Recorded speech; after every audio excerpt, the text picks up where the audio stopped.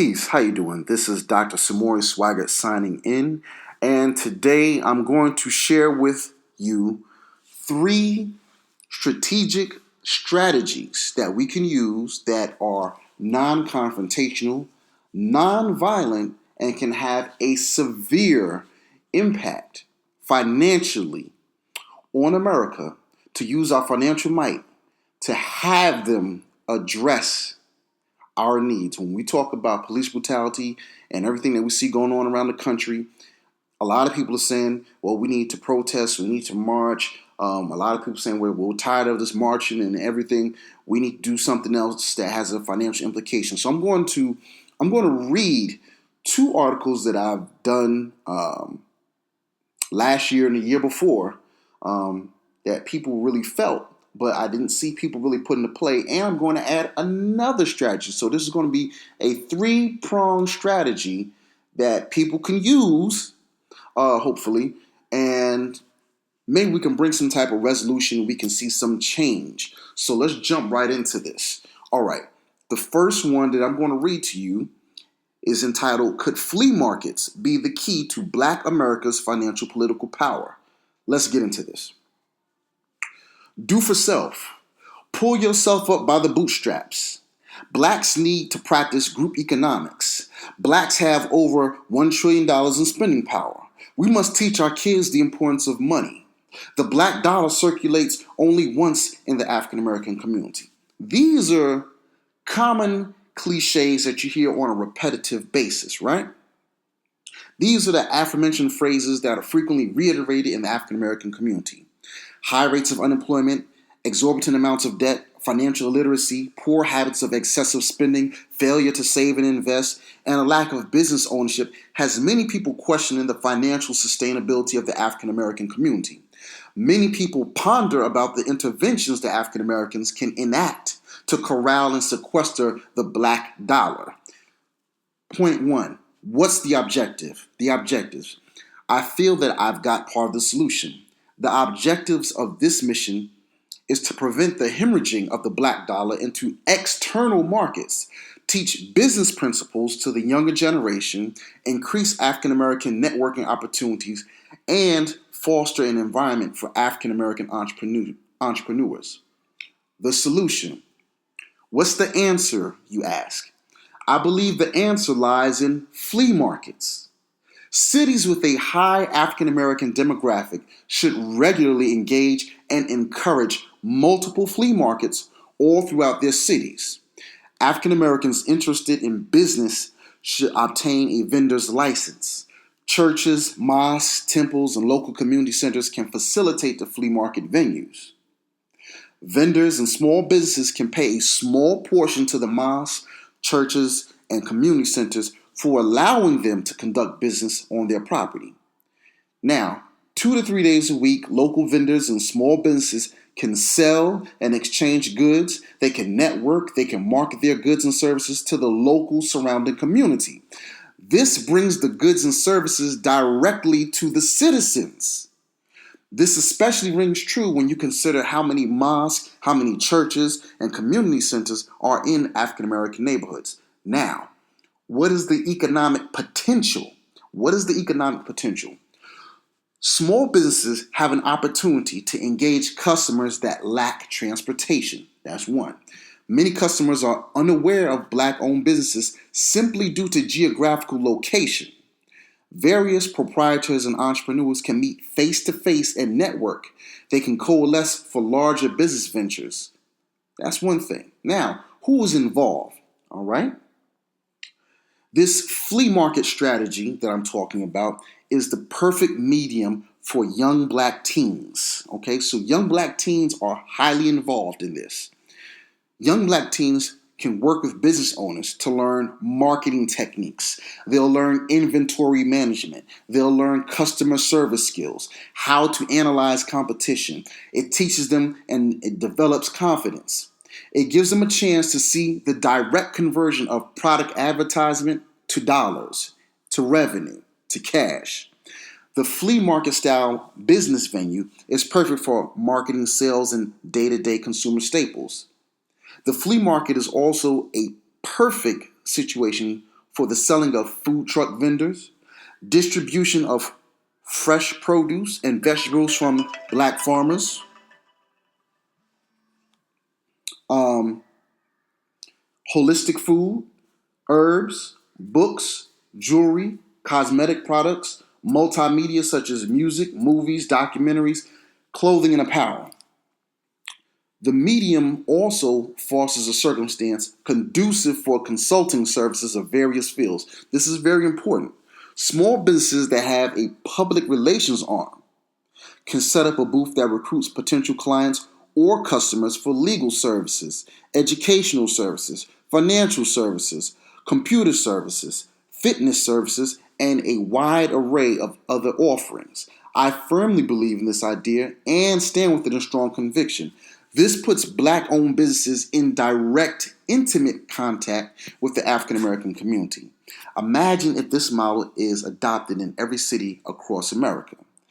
I believe this would resurrect the spirit of community, recoup and recirculate the black dollar, and force corporate America to recognize and respect our $1 trillion buying power. The black flea market is our boycott. I'll say it again. The black flea market is our boycott. One more time. The black flea market is our boycott. Don't knock this hustle until you try it. When you finish listening to this and the people that read it, you're supposed to contact your local place of worship and your community centers and pitch this idea to them. I truly think this is part of the remedy. I don't think that this is just the one thing, but I definitely think this plays a critical, integral role in trying to bring about some significant change that's nonviolent, that has impact, and at the same time, it has financial implications that they have to respect. So that was the first one. All right. That was using the flea market. All right. Now, let's go to the next one. The next one is a strategy that I call using a city-specific boycott. Yes, a city-specific boycott. I'll say it one more time. City-specific boycott. And this was based off what we saw in Baltimore after what happened to Freddie Gray. So tune in and listen. I'm going to read it to you. Like I said, I wrote this right after Freddie Gray was killed. Now, it goes just like this. Now, first, imagine a relationship where one partner is not getting what they want and how the other partner will deprive them to get what they want. All right. If you're angered, upset, and frustrated with the killing of Freddie Gray, I ask that you read this, well, listen to it now, spread it, and watch these 3 short clips. These were 3 1-minute clips from Eyes on the Prize. They will show you how to cripple a city and get it to acquiesce to your demands. Now, here's an example. When some women get upset at their boyfriends, what do?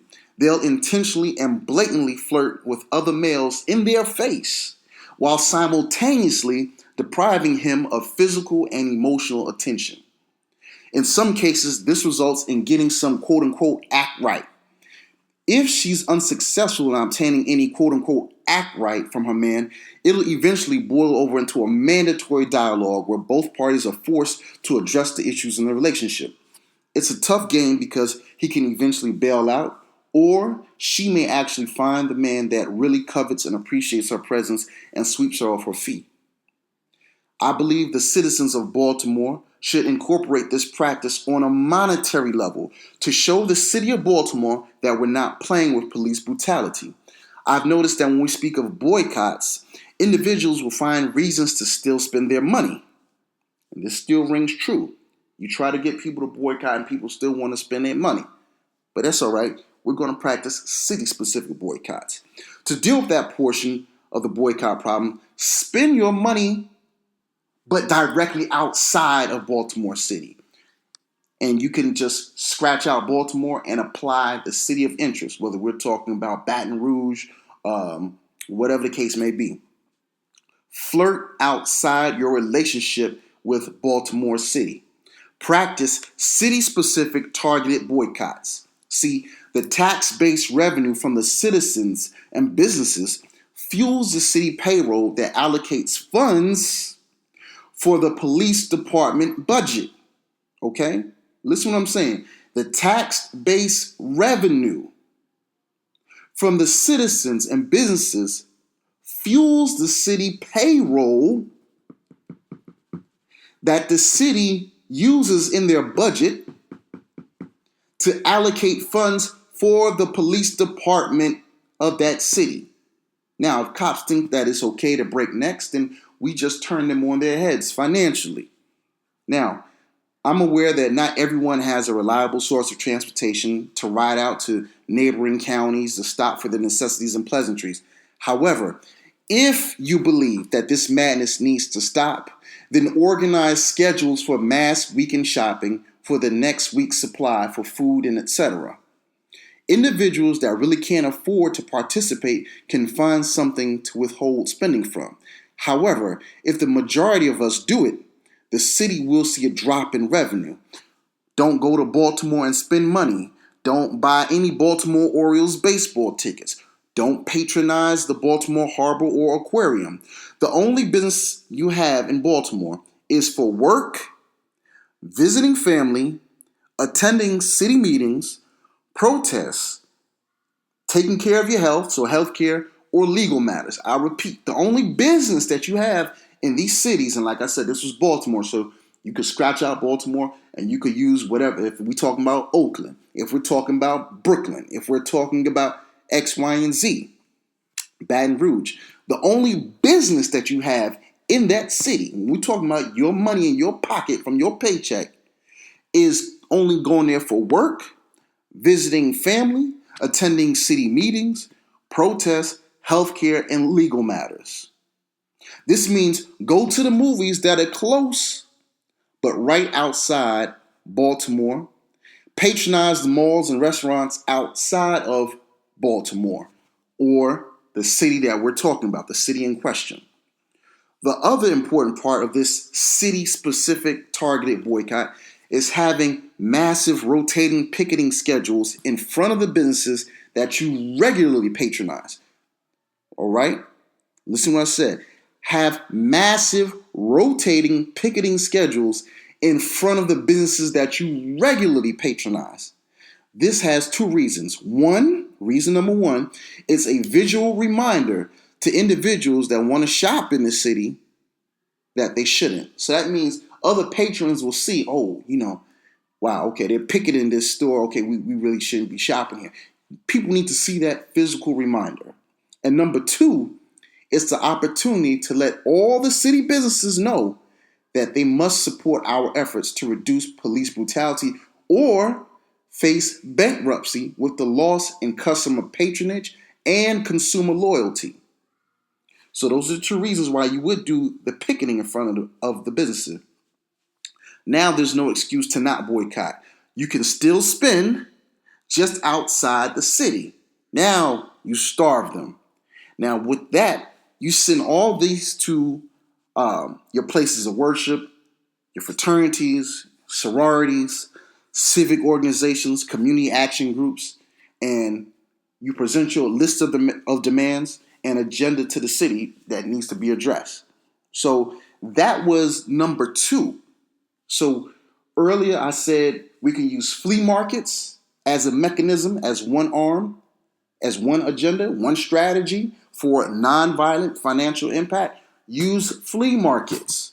Number two, I said we'll use city-specific boycotts, where the city in question that has a police department that is consistently engaging in these brutal attacks on the taxpaying citizens, what we'll do not spend your money there.